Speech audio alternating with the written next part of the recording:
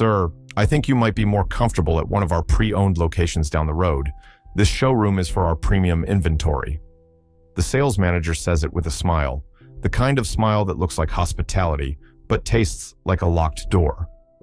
He is standing in the middle of a dealership that smells like new leather and fresh coffee and the particular chemical sweetness of a showroom floor that gets waxed every night after closing.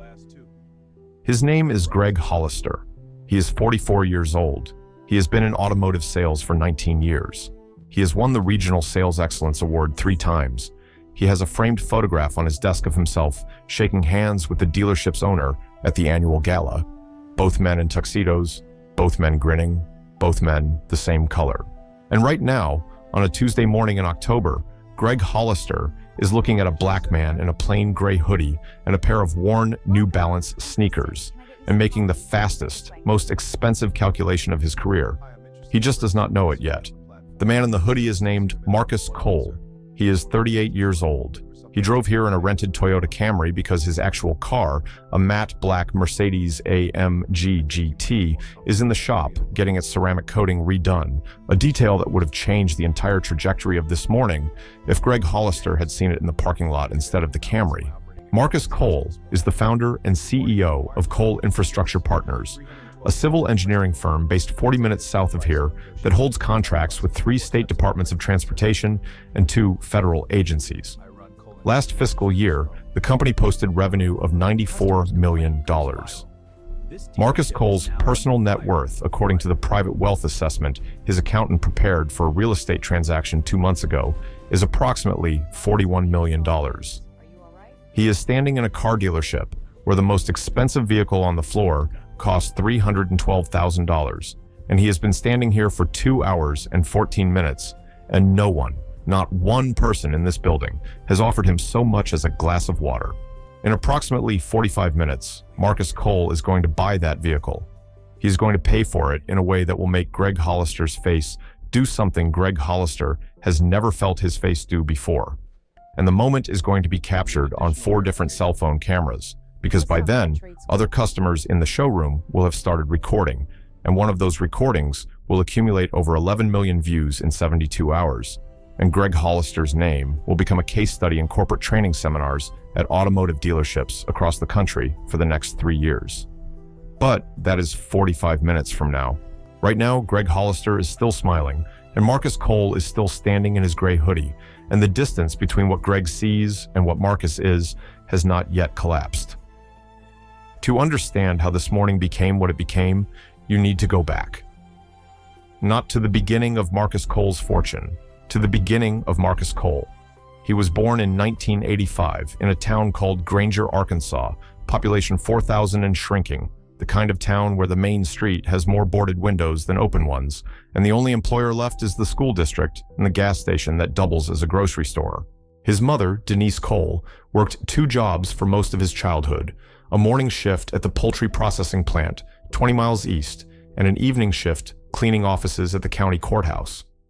His father, Robert Cole, was a construction foreman who worked highway projects across the Delta region, building the roads that connected small towns to the rest of the state. Robert Cole was a large, quiet man who spoke carefully and carried a level in his back pocket the way other men carried wallets. He believed in 2 things with absolute conviction. The first was that concrete does not lie. You pour it right or you pour it wrong, and the road tells the truth about which one you did every single day for the next 50 years. The second was that his son was going to college, not might, was. Robert Cole had a 5th grade education. He had learned to read construction blueprints by memorizing patterns, matching shapes to outcomes through years of repetition, until the drawings made sense not as language, but as architecture. He could not help Marcus with his homework past the 4th grade, but every night, when Marcus sat at the kitchen table with his textbooks, Robert sat across from him with a library book, reading slowly, his lips moving, his finger tracing the lines, teaching his son by example that the act of learning was not something you grew out of. It was something you grew into.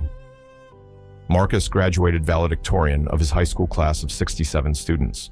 He received a full scholarship to the University of Arkansas, where he studied civil engineering, a choice his father made sound inevitable. You like building things. You are good at math. Roads connect people. What else would you do? It was not a question. It was a blueprint. Marcus finished his degree in 4 years, graduated with honors, and was hired by a regional engineering firm in Little Rock. He was 22 years old, making $42,000 a year, and he thought he had arrived. He had not. He had barely started. But before he could learn that lesson from the world, he learned it from loss. Robert Cole died on a Thursday in March of 2009. He was 57. A heart attack on a job site outside Pine Bluff, standing in the sun next to a concrete pour he had supervised since 6 in the morning. The paramedics said it was massive and instantaneous. He was dead before he hit the ground. Marcus drove 4 hours from Little Rock to the hospital where they had taken his father's body. He sat in the parking lot for 40 minutes before he could go inside. When he finally walked through the doors, the attending physician, a young white woman with kind eyes, told him that his father had been wearing a hard hat and steel-toed boots and had a level in his back pocket. She handed Marcus the level. He has carried it in his briefcase every day since. It is there now, in the rented Toyota Camry in the dealership parking lot, inside a leather bag that cost more than Robert Cole made in a month. The level does not know the difference. It just tells the truth. After his father's death, something shifted in Marcus. Not broke, shifted. The way a foundation settles after an earthquake, still standing but oriented differently, bearing weight along new lines. He spent 2 more years at the firm in Little Rock, learning everything he could about project management, bidding processes, and the specific bureaucratic architecture of government contracts. He studied at night, earning his professional engineer license, then his project management certification, then a master's degree in construction management through an online program at Georgia Tech that he completed in 18 months while working 60-hour weeks. He was not building a resume, he was building a launch pad. In 2012, Marcus Cole quit his job and founded Cole Infrastructure Partners with $11,000 in savings, a used laptop, and a folding table in the second bedroom of his apartment. His first contract was a sidewalk repair project for a small municipality outside Little Rock, worth $47,000. He did the surveying himself. He managed the crew himself. He filed the permits himself. The project came in under budget and 2 days ahead of schedule. The municipality gave him a second contract, then a third. Then they recommended him to the neighboring county. Within 18 months, Marcus had 4 employees and an office with actual furniture. Within 3 years, he had 32 employees and contracts in 2 states. Within 5 years, he was bidding on federal highway projects, competing against firms 10 times his size, and winning because his bids were precise, his work was immaculate, and his crews finished on time in an industry where on time is so rare, it functions as a competitive advantage. By 2022, Cole Infrastructure Partners employed 214 people across 4 states. The company had completed over $300 million in cumulative project value. Marcus had been featured in Engineering News Record, profiled in Black Enterprise, and invited to speak at the National Society of Professional Engineers annual conference. He had purchased a house, then a better house, than the house he lives in now, a 5-bedroom stone and glass structure on 12 acres with a view of the Ozark foothills that his mother, Denise, who lives in the guest house on the property, says looks like something from a magazine. Marcus told her it looks like something Robert would have built if someone had given him the chance. Denise cried. Marcus did too. Neither of them said anything about it afterward. That is how the Coles handle grief, quietly, completely, without apology. So when Marcus Cole walked into Preston Motor Works on that Tuesday morning in October, he was not there to browse. He was not killing time. He was not lost. He had done his research the way he does research for a $90 million highway interchange.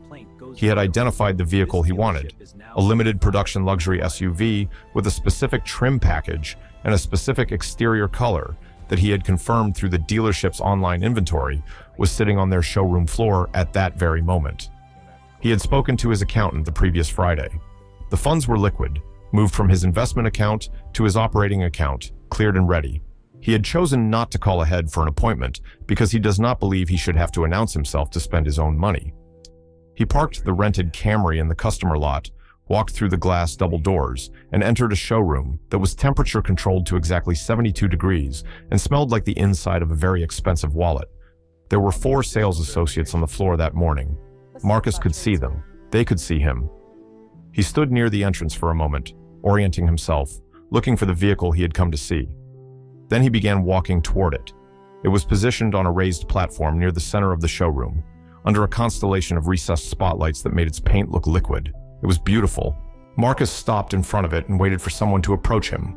No one did. He waited 5 minutes. The sales associates were visible at their desks, at the coffee station, near the service entrance. One was on a personal call laughing. Another was reading something on his phone. A third was straightening brochures on a display rack. The fourth, a woman in her late 20s with a name tag that said Kristen, glanced at Marcus, then looked away. Marcus waited. He is a patient man.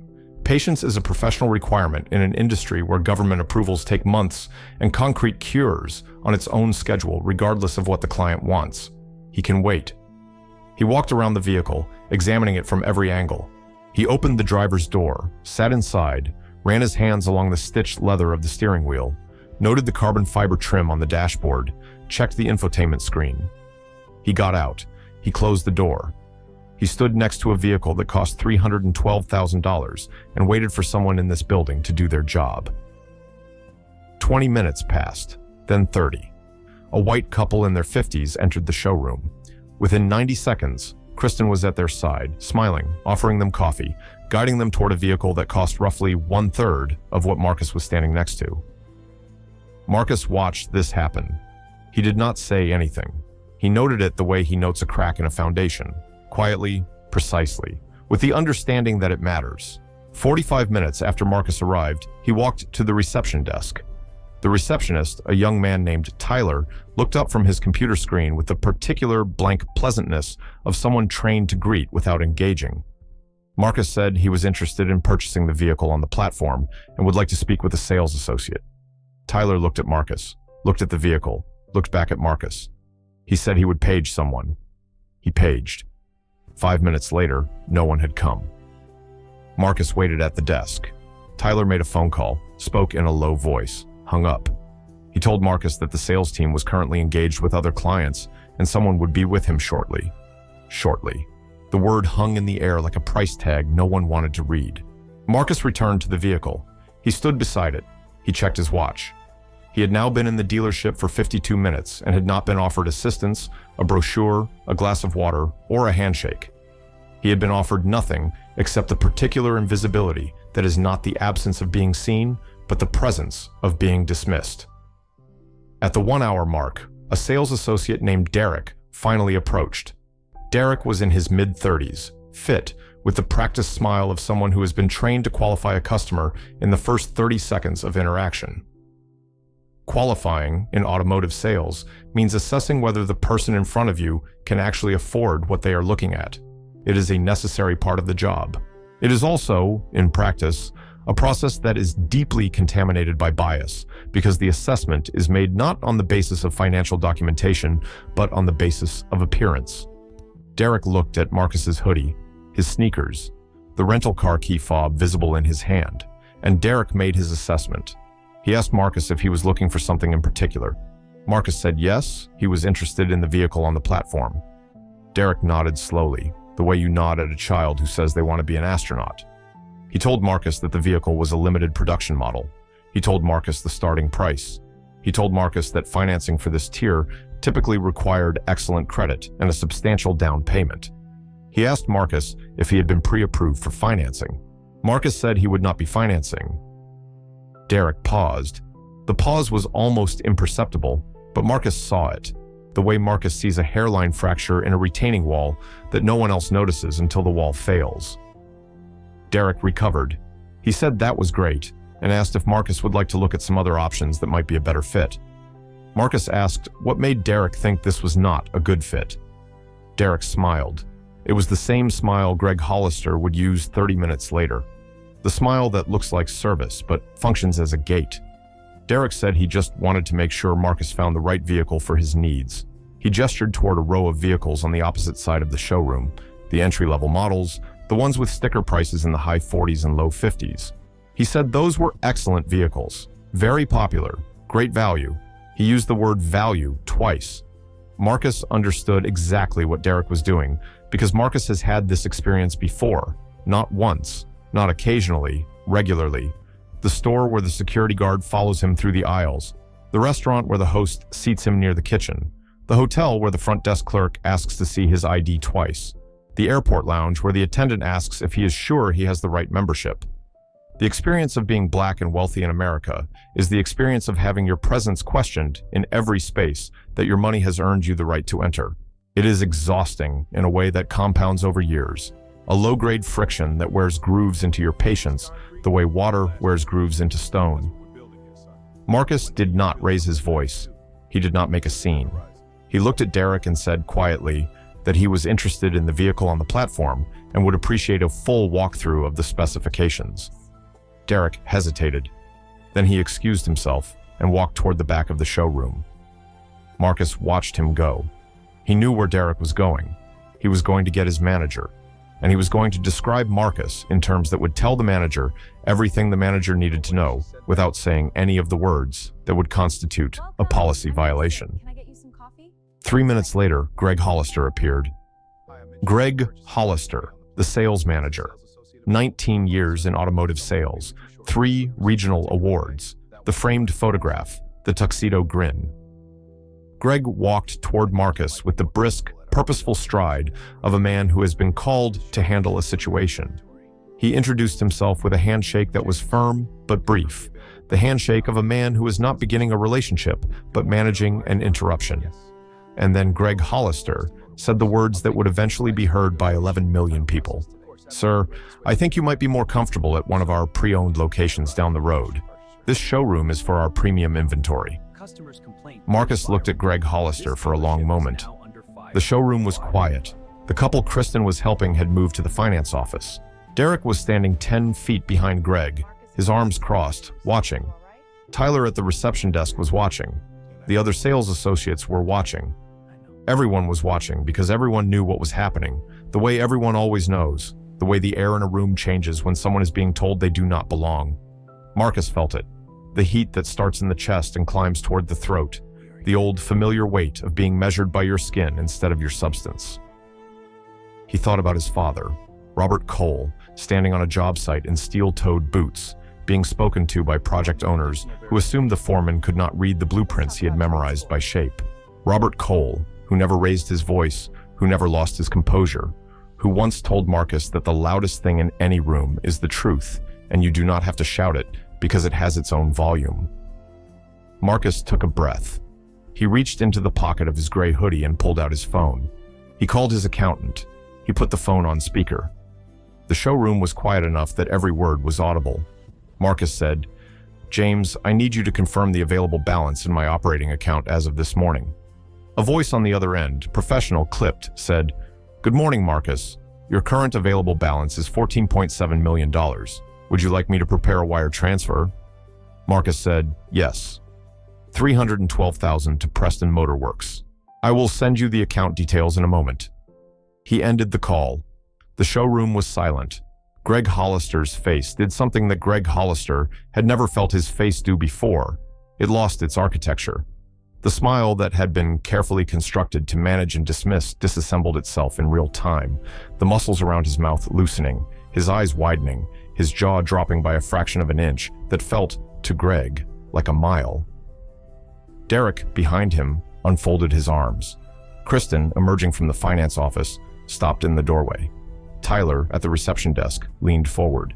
And somewhere in the showroom, a customer, a woman in her 60s, who had been sitting in a lounge chair near the coffee station reading a magazine, quietly raised her phone and pressed record. Marcus did not gloat. He did not lecture. He did not perform the kind of triumphant monologue that the situation might have seemed to demand. He simply turned to Greg Hollister and said, "I would like to purchase the vehicle on the platform. Full asking price. No negotiation. I will need the title process today. Do you have someone who can handle the paperwork, or should I contact the dealership owner directly?" Greg Hollister stammered. "The word is precise." He stammered. The man who had spent 19 years selling luxury vehicles, who had closed deals worth millions of dollars in cumulative revenue, who had never once been at a loss for words on his own showroom floor, produced a series of sounds that were not quite words and not quite silence. He said, "Of course." He said, "Absolutely." He said, "Right this way, sir." The sir landed differently now. It had weight it had not carried 5 minutes ago. It had the weight of $14.7 million and the particular gravity of a man who had been dismissed in a room full of witnesses and had responded not with anger, but with evidence. Marcus followed Greg to the finance office. The paperwork took 90 minutes. During that time, Greg Hollister attempted small talk. He asked Marcus what he did for a living. Marcus told him. Greg's face did the thing again. He asked how long Marcus had been in business. Marcus told him. Greg nodded rapidly, the way people nod when they are trying to retroactively justify treating someone with the respect they should have offered from the beginning. Marcus was polite. He was not warm. There is a difference, and Marcus understood it precisely. Politeness is a professional courtesy. Warmth is a personal gift. Greg Hollister had not earned the gift. While Marcus was in the finance office, the showroom was humming with a different energy. The woman with the phone had recorded nearly 4 minutes of footage, beginning with Marcus's phone call to his accountant and ending with Greg Hollister's stammering reversal. She posted it to her social media that afternoon with a caption that read, "Watched this man get ignored for 2 hours at a car dealership because of how he looked. Then he bought the most expensive car on the floor with a phone call." Her name was Patricia Vance. She was 63 years old. She was a retired high school principal from a suburb 40 minutes north. She had 3,800 followers on her social media account. Within 12 hours, she had 300,000. Within 48 hours, the video had been shared across every major platform. News outlets picked it up. Local television ran it on the evening broadcast. A national morning show invited Patricia to discuss what she had witnessed. The internet, which is merciless and instantaneous and has the memory of an institution, even if it has the attention span of a child, did what the internet does. It found Greg Hollister. It found Derek. It found Preston Motorworks. It found the dealership's online review page and buried it under an avalanche of 1-star ratings. It found the dealership owner's public statements about diversity and inclusion on the company website and screenshotted them next to Patricia's video. The juxtaposition was devastating. Preston Motorworks issued a statement within 72 hours. The statement used the words "deeply concerned" and "do not reflect our values," and committed to a thorough internal review. It did not name Greg Hollister. It did not name Derek. It did not apologize to Marcus Cole by name. It was the kind of statement that corporations produce when they are responding not to conscience, but to commerce, when the calculation is not about what is right, but about what the damage will cost. Marcus did not respond publicly. He did not post about the experience. He did not give interviews. His phone rang continuously for 3 days. Producers, journalists, podcasters, influencers, all of them wanting the story, wanting the emotion, wanting the viral moment repackaged for their audience. Marcus declined every request. He told his assistant to take messages and respond with a single sentence. Mr. Cole appreciates the interest and has no comment at this time. His mother called. Denise Cole, 71 years old, living in the guest house on her son's property. A woman who had spent 30 years cleaning other people's offices and processing other people's chickens so that her son could stand in a showroom and be treated like he did not belong. She asked Marcus if he was okay. He said he was fine. She said, "Your father would have been proud of how you handled that." Marcus said, "I know." Then he went quiet, and Denise went quiet, and they sat on the phone in shared silence for almost a minute before Marcus said he had to go, and Denise said she loved him, and Marcus said he loved her too, and they hung up.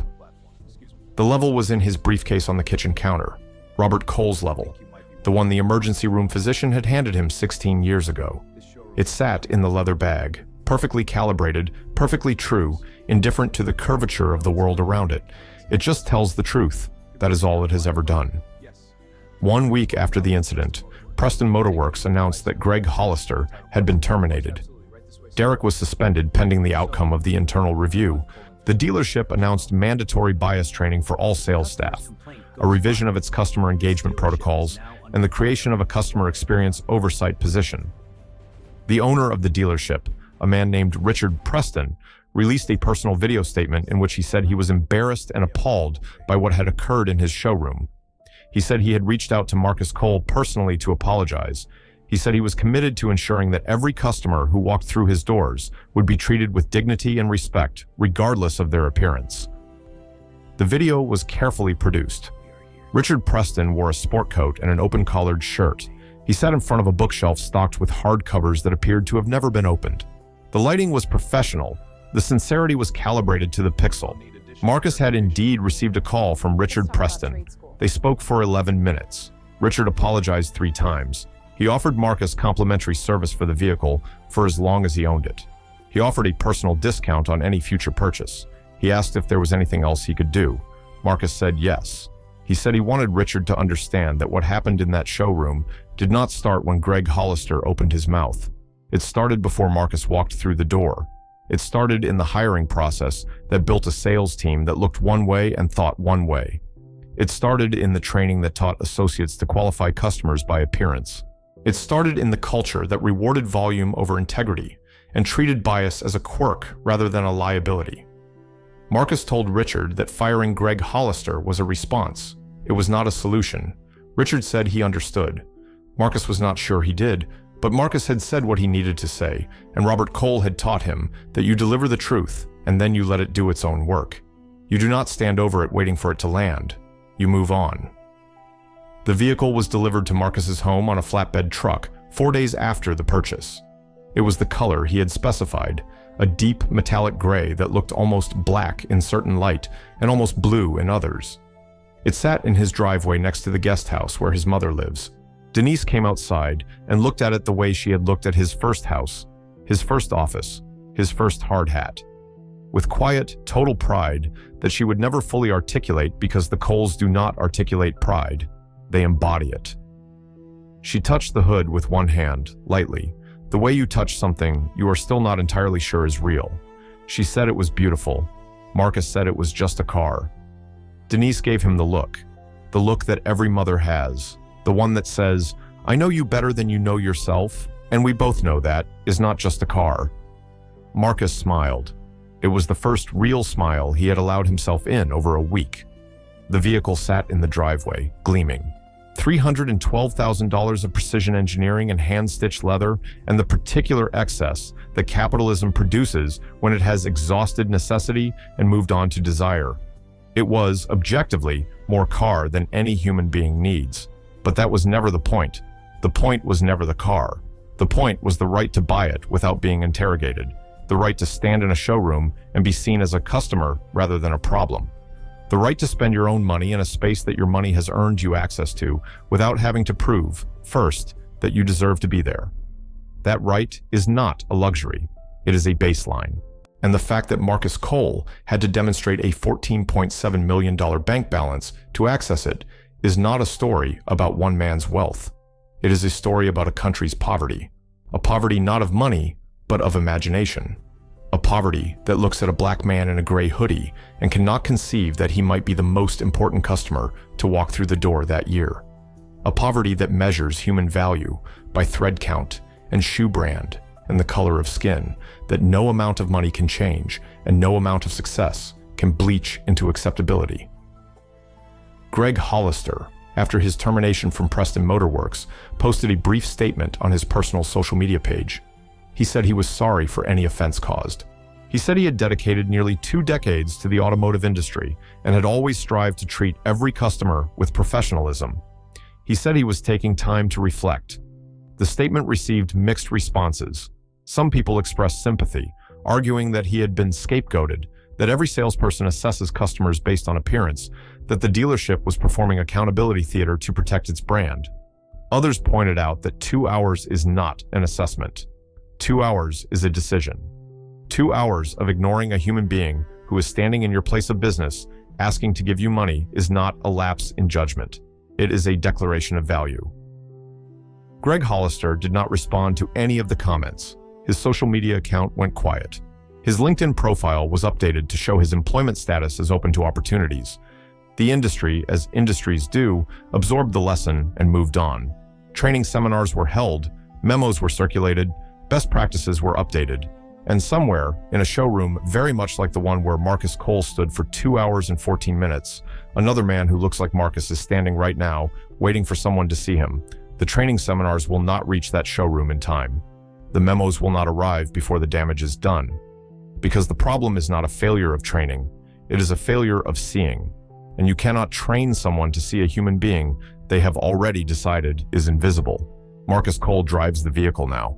He drives it to job sites where his crews are building the roads and bridges that connect communities across 4 states.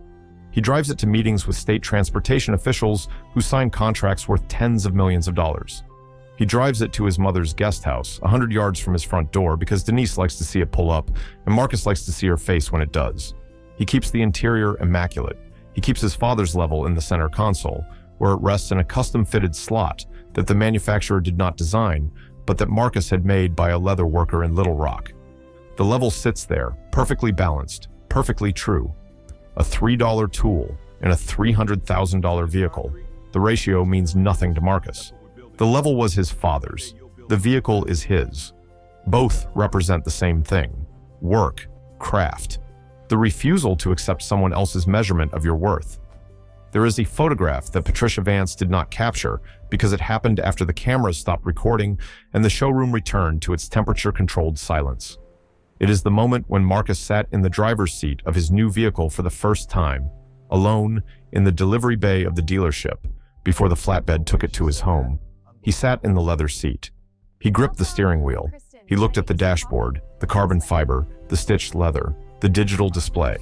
And then he reached into his hoodie pocket and pulled out his father's level. He placed it on the dashboard. He watched the bubbles settle, perfectly centered, perfectly true. And he said, out loud, to no one, to his father, to the room, to the air, "We are here, Dad. We made it." The bubble did not move. It never does. It just tells the truth. Have you ever been in a room where you were not seen, not overlooked by accident, the way a busy waiter misses a table during a dinner rush, but unseen by design, dismissed before a word was spoken, because something about your appearance triggered a judgment so fast and so deep that the person making it did not even recognize it as a decision. It felt automatic to them, natural, like gravity. They did not choose to ignore you. They simply could not conceive of a reason not to. If you have felt that, then you know that the weight of it is not in the moment. It is in the accumulation. It is in the 1,000th time. It is in the way you learn to carry it without letting it break your stride, because breaking stride means they win, and you did not survive everything you survived to let someone in a showroom with a name tag and a commission structure determine your value. Marcus Cole's story went viral because it had a satisfying ending. The rich man proved the biased man wrong. The numbers were big enough to be dramatic. The reversal was clean enough to be cinematic. But the story that did not go viral is the one that matters more. It is the story of every Marcus Cole who does not have $14.7 million in an operating account. Every black man and woman who walks into a space where they are qualified, capable, and welcome on paper, but invisible in practice, and who does not have the resources to force recognition. The man who has followed through the department store and does not have a receipt for the $1,200 jacket because he is not wearing a $1,200 jacket. He is wearing what he can afford, and what he can afford should not determine whether he is treated like a human being. The woman who is asked for additional identification at the bank when she deposits a check because the teller cannot reconcile the amount with the face. The teenager who is told by a guidance counselor that maybe a trade school would be a better fit, not because of grades, but because of assumptions so deeply embedded in the counselor's framework that they register as concern rather than prejudice. These stories do not go viral because they do not have the twist ending. They do not have the bank balance reveal. They have only the quiet, grinding, daily experience of being underestimated by systems and individuals who have never examined the mechanism of their own judgment. Marcus Cole can buy the most expensive car on the floor. He cannot buy a world where he does not have to. That world has to be built. And building it requires something harder than money. It requires the willingness to look at a person you have never met and resist the impulse to measure them against a template you did not know you were carrying. It requires the recognition that the template exists, that it was installed early, reinforced constantly, and operates below the threshold of conscious thought. It requires the humility to admit that you have used it, that you have looked at someone and decided, in less time than it takes to blink, what they could afford, what they deserved, where they belonged. Everyone has done this. The question is not whether you carry the template. The question is what you do when you notice it. Greg Hollister noticed nothing. He operated on autopilot, guided by 19 years of pattern recognition that had hardened into prejudice so smooth he could not feel its edges. He looked at Marcus Cole and saw a hoodie and sneakers and a rental car, and concluded without hesitation, without doubt, without the faintest flicker of self-examination, that this man did not belong in the presence of a $300,000 vehicle. He was wrong. He was wrong in a way that cost him his career. But the cost to Marcus was higher because Marcus has been paying that cost his entire life, in every room, in every transaction, in every handshake that comes a beat too late, and every smile that arrives only after the evidence has been presented. The car is in the driveway. The level is in the console. Robert Cole is in the ground in Granger, Arkansas, in a cemetery where the headstones are simple and the grass is cut by volunteers. Denise Cole is in the guest house, watching the evening news, waiting for her son to come by for dinner, which he does most nights because he can afford to eat anywhere in the world and he chooses to eat at his mother's table. And somewhere, right now, in a showroom or a bank or a school or a hospital or a courtroom or a restaurant, someone is being measured by the wrong instrument. The bubble is off-center. The reading is false. And the person being measured knows it. They have always known it. The question is whether the person holding the instrument will ever look down and realize that the problem is not the surface they are measuring. The problem is the tool.